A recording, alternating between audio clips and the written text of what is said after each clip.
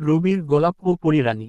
অনেক অনেক দিন আগে আকাশের ওপরে ছিল এক জাদুময় রাজ্য, আলোকিয়া, যেখানে বসবাস করত পরীরা। এই রাজ্যের প্রাণ ছিল রবির গোলাপ, একটি রহস্যময় ফুল যার গা থেকে ছড়িয়ে পড়ত মৃদু রক্তিম আলো। বলা হয়, এটি যার হাতে যাবে তার অন্তরের সমস্ত সত্য উদ্ভাসিত হবে। পরী রানী এলোরিন ছিলেন এই গোলাপের রক্ষক।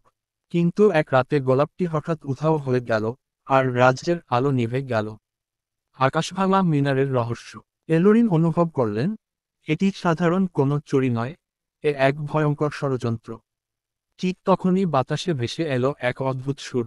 তোমার রাজ্যের আকাশভাঙা মিনারের চূড়ায় লুকিয়ে আছে তোমার উত্তর। যদি সত্য জানতে চাও, তবে একা সেখানে যাও।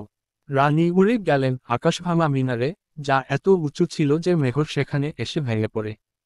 সেখানে পৌঁছে তিনি দেখলেন, রবির গোলাপ বাতাসে ভাসছে, আর তার চারপাশে লাল আগুনের শিখা জ্বলছে। ঠিক তখনই আগুনের শিখা থেকে বেরিয়ে এলো এক আলোকময় ছায়া, যার চোখ ছিল জ্বলন্ত, আর কণ্ঠস্বর ধ্বনিত হলো, তুমি যদি গোলাপ ফিরে পেতে চাও, তবে উত্তর দাও, সত্যিকার শক্তি কি? পরী রানী তীর কণ্ঠে বললেন, সত্যিকার শক্তি হলো আত্মত্যাগ।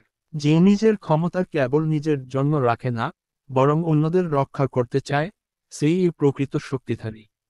এই কথা বলার সাথে সাথে আগুনের ছায়া ধীরে ধীরে মিলিয়ে গেল, আর রবির গোলাপ ফিরে গেল তার আসল অবস্থায়। ভবিষ্যৎ রক্ষকের জন্ম। পরী রানীর রাজ্যে ফিরে এলেন, গোলাপের শক্তি ফিরিয়ে দিলেন, আর আলোকিয়া আবার প্রাণ ফিরে পেল। কিন্তু এক রাতে গোলাপের পাপড়ির গায়ে নতুন করে ফুটে উঠল এক রহস্যময় ভবিষ্যৎবাণী।